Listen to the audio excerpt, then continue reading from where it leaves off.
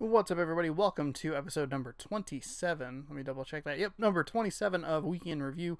My name is Sean, and on this week's show, we're going to talk about one movie, one game, and we'll look forward to this week's new releases. This week's game comes to us in the form of The Wolf Among Us, the Telltale series based on the comic series Fables by Bill Willingham, I believe is his name. And I've played this game before. It came out originally in 2013, 2014, somewhere in that area. I have the Platinum Trophy for it on the PlayStation 4. Basically what the Fables series does is it takes a bunch of characters from fairy tales and fables and stuff like that, mashes them all up into like a real world setting. This game is set in New York in like kind of like a closed off section of the town, of the city. The game revolves around you solving a murder. And if I remember correctly, I liked that aspect of the game in the first playthrough, and I think by the end of episode 3, after I had finished this particular episode, I think it had built up to be almost certain that it was a certain character. For some reason, and I can't remember the specifics, the last 2 episodes I thought were really terrible and really brought down the whole thing. And that's where I'm curious to see if the opinion differs, where the opinion differs, if it differs. The game sets a really great tone and atmosphere and does a great job building the world of all these characters. Because it pulls from all these different fables and fairy tales, that stuff actually plays into the narrative a bit. You play as Bigby Wolf, who is the big bad wolf, and people continually reference like the huntsman and like all this stuff in his past, and he's trying to get a fresh start. And I mean, everybody's trying to get a fresh start. You run across Belle and the Beast, which is pretty cool. Aladdin's magic lamp is there. It's just a set piece. He never shows up. There's a flying monkey from The Wizard of Oz, which I didn't even realize until I was looking through the Book of Fables, which is like backstory on all the characters. On top of that, there were a bunch of characters I didn't even know, and I mean, to be fair, I'm really only well versed in the like Disney-fied versions of them, so like this like super dark like murdery version of all these characters, like, oh my gosh. But all the people are gonna be like, but Sean, the Grimm fairy tales are really dark. Did you not see the movie with Matt Damon and Heath Ledger? And I'll be like, yeah, and it sucked, so move past it. Even the second time through, I think the mystery is still interesting, and to be fair, I'm kind of playing this game for achievements. I was looking for something that was kind of familiar. I didn't really know what to play, and for some reason this game really stuck out. So I thought, you know what, maybe I'll just do replay, see if that first episode kind of gets me to want to play the rest of it, and I think for the most part it does. Being that I do know how the game kind of goes, or at least I think I do, I'm not looking forward to episodes 4 and 5, because I remember them being really bad, but hopefully maybe I'm totally wrong. I picked up all 7 achievements, which is a different number considering that it's a Telltale game, and usually the Telltale games are 6 achievements for 200 gamer score and 1 for each chapter. In this particular game, there's the Book of Fables, which I referenced a little bit earlier. Basically, they unlock backstory and you get them throughout the course of playing. The weird thing about this is you have to replay sections of the game to get all of them unlocked, and there are achievements tied to it, so you have to end up replaying sections of the game. And Telltale games, how do I want to say this? Telltale games aren't super replayable. A lot of the times it's a very structured story that kind of diverts a little bit just to come back together. So it's odd and a little kind of boring, honestly, to replay a section of the game that you just played. Playing it like 3 or 4 years later is like kind of familiar, but I still, I find myself forgetting how much of this game is there. Like, there's a lot of story beats that I totally missed. There's a lot of characters that I forgot were even in there. There's a talking pig that smokes a cigarette. I didn't remember that at all until he showed up, and I was like, oh yeah, that's right. Colin the pig is here, and he's just chilling, drinking and smoking. Cool, I guess. And so that's been, kind of refreshing, is just kind of being like, oh, there's more to this game than I remember. This is one of the earlier Telltale games. For those of you who aren't aware or don't really play the Telltale stuff, they had made a bunch of stuff previous to The Walking Dead. The Walking Dead in 2012 was their big, like, coming out party, like their big, hey, here we are, we're making this adventure game, and people really like it, and the characters are great, and the writing is great, and it's a fantastic game. Specifically, episodes 1, 3, and 5 are absolutely terrific. 2 is great, 4 is terrible. We'll talk more about those in the future. Before The Walking Dead, Telltale made adventure games that were very much adventure games, heavy on puzzles, typically very obtuse puzzles. It were kind of a pain in the ass. Like, I've actually played a couple of them. They had a Wallace and Gromit game that they had on the 360, and they have a Homestar Runner or Strong Bad game on the PlayStation 3, and I've played a couple episodes of each of those, and man, those are some puzzle games. Like, you have to make sure that you organize things in a certain area or in a certain order to get him to get Strong Bad to finish the race, and you have to trial and error it. I had to trial and error it a lot. So there's a puzzle aspect in this particular game, in The Wolf Among Us, that isn't present anymore. Basically, The Walking Dead Season 1 and The Wolf Among Us are about the two that only really have puzzle elements to them. The rest of the series, Minecraft, Batman, Tales from the Borderlands, Guardians of the Galaxy, Game of Thrones, I shouldn't speak to that one because I haven't really played it.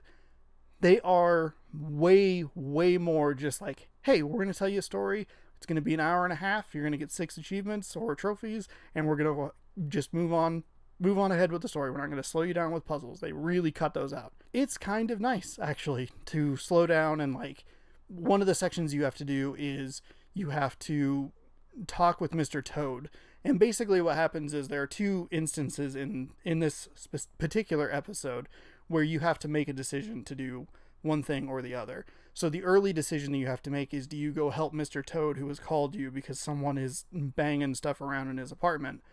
Or do you go help someone, Sir Lawrence, Prince Lawrence, some guy, I don't know, because he looks like he's in serious trouble. So you have to make that decision, and that affects the rest of the game. Well, affects the rest of the game. Going to Toad's house second presents an opportunity for you to piece a bunch of clues together, give dialogue options to catch Mr. Toad in a lie about what really happened and why he really called. And that's an interesting difference in this particular game. I really like the fact that, like, in Batman Season 1 and Season 2, you're just like, hey, here's a story. Like, we're just going to push you through this. That's great because I like that story. But it is not kind of nice to go back and, like, slow down, look through an area, try and catch Mr. Toad in that lie and get him to finally fess up to the truth. So I'd take the games either way. They're great the way they are. I really, really enjoy them. But it's definitely a nice noticeable difference. So I'm going to continue playing this game. I don't know when I'll get to episodes 2 through 5. Hopefully soon, so I don't forget the entire story of the game. But we'll look forward to that in future episodes, so stay tuned if you want to hear more about The Wolf Among Us. This week's movie is a movie called Please Stand By, which came out earlier this year, I believe. I think it was January. It never made it to theaters here in Spokane. I think I mentioned it when it came out on Blu-ray, but I, again, still never got to it. So I finally watched it. It turns out it was on Hulu, and after surfing through Netflix, Hulu, and Amazon Prime for roughly 90 minutes, which is more than enough time to actually watch a movie, just looking at what's new and flipping through things. 90 minutes. I spent 90 minutes doing that. I finally settled on this the next day, like at noon. That hour and a half between 8:30 and 10 Saturday night. Nothing productive. Noon? Sure. Please Stand By is a story of a young woman with autism who runs away from her caregiver to enter into a Star Trek script writing contest and turn in her 500-page script. Overall, I really liked the movie, and I thought the performances were strong across the board. Dakota Fanning was great in the lead role as Wendy. Toni Collette is kind of like just effortlessly great in pretty much everything she's in, and she's in this as the caregiver, whose name I'm blanking on. And Alice Eve plays Wendy's sister.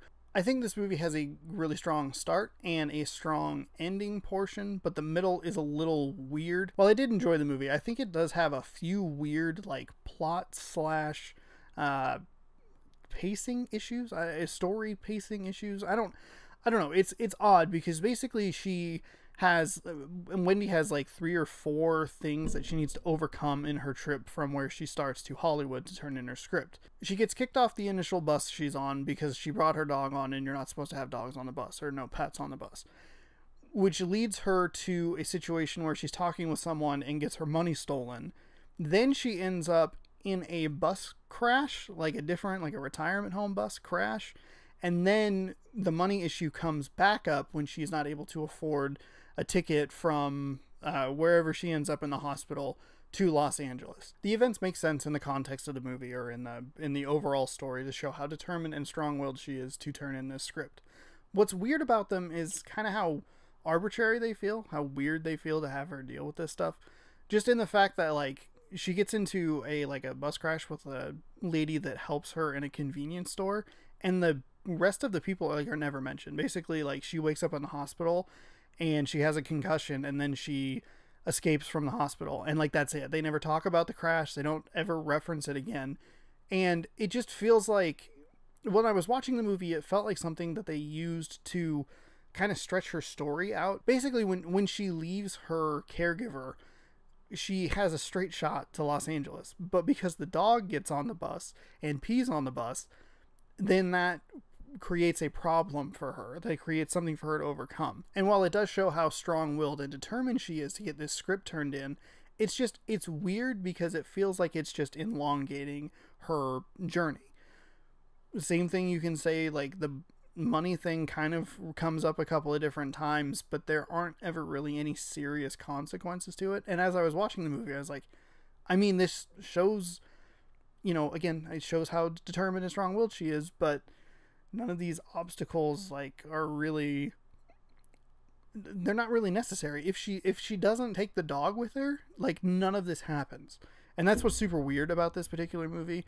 I also think they could have cut one of the issues out of the movie. Like if she never got her money stolen, but she still had to work her way towards the other bus station, you can use that time in that scene, instead of focusing on Wendy talking with this lady, you can use that to focus on the caregiver and her sister and give them a little bit more depth to it. They kind of hint that her sister is kind of frustrated with the situation and she feels very lost and doesn't know what to do to help Wendy, to put Wendy in the best position possible. But we don't really ever get anything more than that. They reference at one point, she doesn't know what to do since their mom died. And that's it. Like Wendy makes a quip about, well, she's dead, so she doesn't want anything. And then it just hard cuts to somewhere else. And it's like, well, you could have gone somewhere with that. You can do something with this and show Alice's frustration or sadness or annoyance or anger towards herself for this situation and make her maybe a little bit more effective.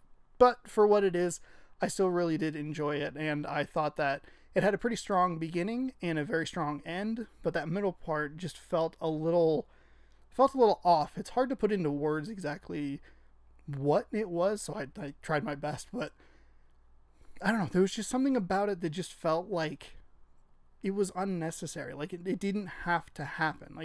If one simple thing was changed, all of that would have been avoided. Another thing that's slowing her pace down a little bit as far as her stops and starts along the way is it gives the caregiver and her sister time to catch up, and gives her, basically it updates them on her location as she works towards Hollywood. At the start, they don't know where she went. They eventually figure out that she got on a bus to Los Angeles, and then that the driver kicked her off because of the dog. So then she's just randomly on the I-5 freeway, which is something they name reference. And then they get another update on her location with the hospital. And then they get another update on the location when she eventually ends up in Los Angeles and meets up with a cop. And I think that's actually really a hidden gem effective role of this. Is it's Patton Oswalt who shows up and helps her get to where she needs to go. He speaks Klingon to her in a very nice scene. He understands that he needs to work with her on her terms, because basically she sees him and then they kind of go to get her attention, and she just runs and ends up running into a dead end. The way that scene works and the way he was able to connect with her on a very small level and get her to trust him through the use of Star Trek was very effective, and I thought a nice little moment. I also like the way that she connected so much with it. I mean, the analog to Spock is pretty obvious, but it still works and is very effective. She's a person who just, she struggles with interaction and that sort of thing, and that's something that Spock tends to struggle with as well. And the script that she writes very much has to do with Spock and how he comes up with a scientific way to figure out a sense of humor. So I don't know. It's probably, maybe it's a little obvious or maybe even a little heavy-handed. It worked for me, and I thought it was really nice. I think this movie is very, very sweet, and if you have Hulu and you like Star Trek, maybe check it out. It's not, I mean, you're not going to miss anything terribly special if you skip past this movie, but I do think it is worth your time. Here we have our handy dandy notebook. I almost lost my notebook today. Fell out of my backpack, and if it didn't hit me in the back of the foot, it'd just be sitting down on 2nd Avenue in front of WorkSource. I whipped it around and it fell out of my bag. So, thankfully, I have it. So I can tell you what's new this week. This week in theaters, Mission Impossible Fallout, which I'm very excited for, is out. That was one of Sean's picks for July in the Quarter 2 in Review episode. Also in theaters is Don't Worry, He Won't Get Far on Foot, which stars Joaquin Phoenix and has Jonah Hill in it. And that looks pretty interesting. I don't know if it's going to make it to Spokane this week, but maybe in the coming weeks we'll get to that particular movie. I actually forgot it was coming out, and then all of a sudden it was like, hey, this movie's coming out. As far as Blu-ray releases, there's nothing out this week that really caught my eye. I think Ready Player One's out, but since I don't care about that movie, whatever. There are 3 games I think you should keep an eye out for this week. Number 1 is Remothered Tormented Fathers, which is a survival horror game that looks absolutely terrifying. So maybe a good Halloween stream game. That sounds like a good idea. Turn off all the lights and then watch me get spooked. Narcosis is out on PS4. I think it's been out on Xbox One for a little bit. I think May, I want to say. I watched the trailer for it. It looks kind of creepy and spooky. It looks like maybe kind of more of a walking simulator type game. But the trailer looked interesting, and I'm kind of curious to check it out. It also has like 3 to 4 hour 1,000 gamer score, so that's hard to argue. Finally, we have Cradle, The Power of the Flame, which is a puzzle platformer that I thought looked really, really cool. Like, visually looked very interesting, and I do tend to like the puzzle platformers a little bit, even if I do get just a wee bit angry, a little salty, just a little bit, not that much. Thank you so much for watching this week's episode of Week in Review. If you like the content, be sure to like and subscribe. Like the video, subscribe to the channel, and then watch last week's episode. So do all those things, and then I will be very appreciative for it. Bonus challenge for everyone. There are 8 new Lay's flavors of America. Tell me where to buy those chips. Like, just let me know. Comment on the video below.